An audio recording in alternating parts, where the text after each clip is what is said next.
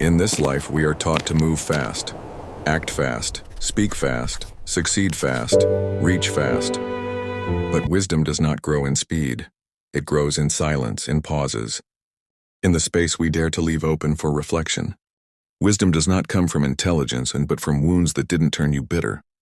It is born when you can see yourself clearly, without masks, without excuses, and when you can face life not with ego, but with the humility to learn from what hurts.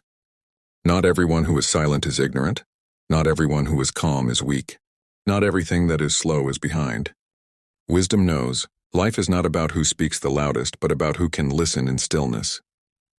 Sometimes we think the wise are those who read a lot, but often the wisest are those who know how to remain quiet, not because they don't know, but because they know what deserves to be said, and what deserves only to be understood. The wise do not judge, for they know each person walks with burdens unseen.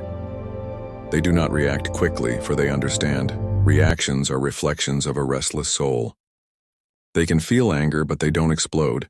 They can feel sadness, but they don't beg for sympathy. They can feel pain, but they don't repay it with more pain. Because wisdom doesn't always speak through words, but through small choices, quiet movements, the kind no one sees, but the soul never forgets. The wise walk slowly but surely. They do not rush toward success, because for them peace is a higher victory. And when the world loses itself in chaos, the wise become an oasis, not because they have all the answers, but because they refuse to burn with the confusion around them. Epictetus once said, "It's not what happens to you, but how you react to it that matters." To the wise, life isn't about avoiding pain, but facing it without losing who you are. They know suffering cannot always be erased, but it can be tamed through awareness, through acceptance, through the sacred pause before every response. Many want to appear strong, but the wise know true strength lies not in noise or muscle, but in self-control in the midst of temptation and pain. Seneca wrote, "He who is brave is free." And it's true. Wisdom frees you. It frees you from the fear of losing, because you realize nothing is truly yours except your own soul. Marcus Aurelius reminded us, "You have power over your mind, not outside events." That is the key. The wise don't depend on the weather outside to feel calm within. They build a sky of stillness inside themselves. Wisdom is not something to be shown, but something to be planted, so that when storms come, you have roots strong enough to hold. It makes you brave, not because you never fear, but because you know fear is part of life. And what matters is to keep walking even if your steps tremble. The wise are no longer busy proving who they are. They are busy becoming, not building image, but shaping essence. Because in the end, life is not about who stands tallest, but who grows deepest. And wisdom silently heals everything. The wise know most things in life are not meant to be controlled, only understood. And sometimes understanding means letting go. Letting go of the need to be right, letting go of the urge to win every argument, letting go of the illusion that we can shape the world with force, when true mastery lies in shaping ourselves. They do not cling to people, outcomes, praise, or pain, because they've seen how everything that clings eventually burns. To be wise is to be fluid, like water, gentle in form but unbreakable in essence. It adapts without losing its nature.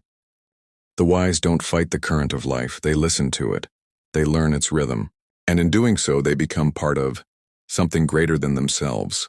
They no longer chase validation because they know truth does not need applause, meaning does not need a crowd. And so, in a world that demands constant reaction, the wise respond slowly. They respond after silence, they respond after feeling, not impulse. Because in that pause, between stimulus and response lies their freedom.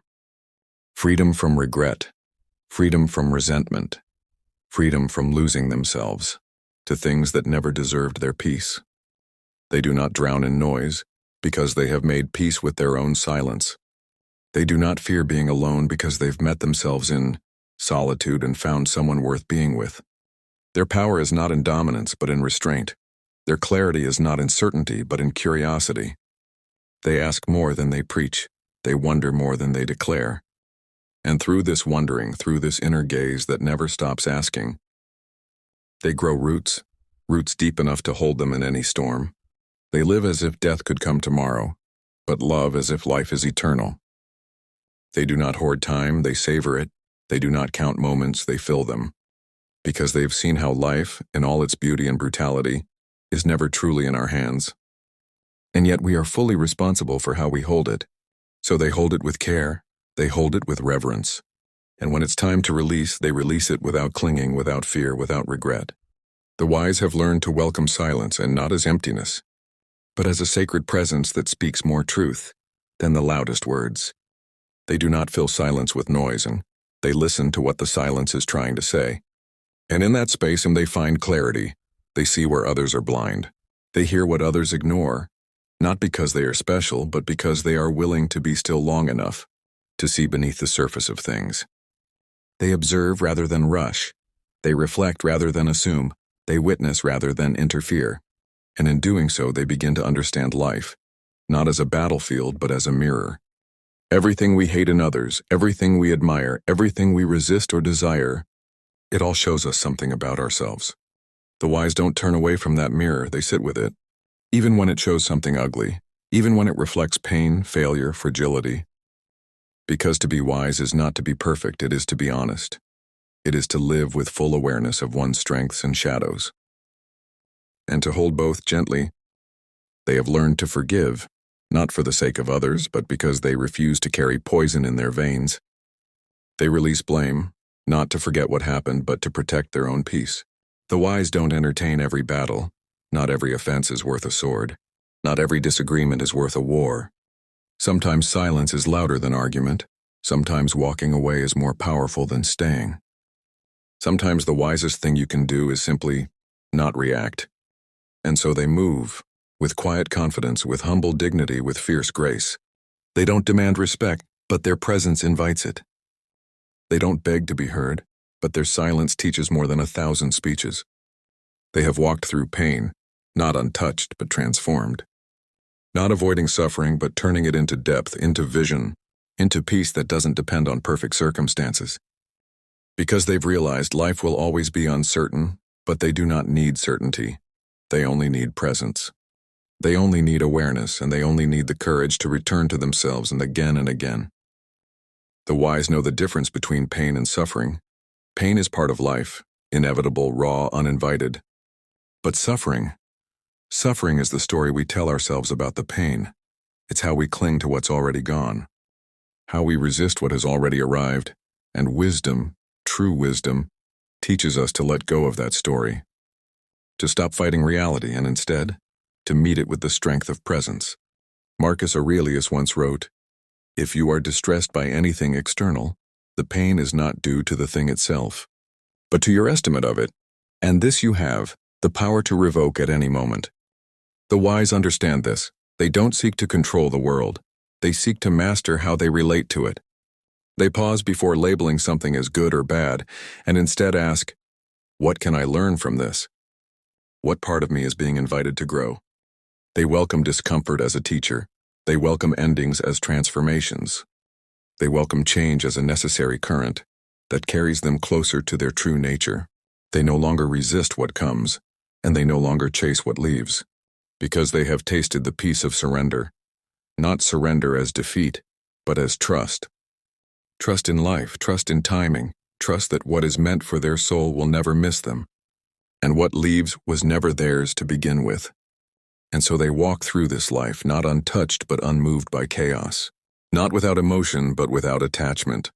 They feel, they love, they lose, they let go, and they return always to that still center within themselves that no storm can shake. Because the wise don't avoid the storm, they become the calm inside it. And so if you've made it this far, know this. You are not here by accident. Something in you is awakening, not just your mind, but your soul. This journey into wisdom is not about becoming someone else. It's about returning to who you've always been beneath the noise, quiet, aware, and enough. So pause, breathe, and carry this stillness with you. Let it walk beside you. Not just when life is calm, but especially when it is not.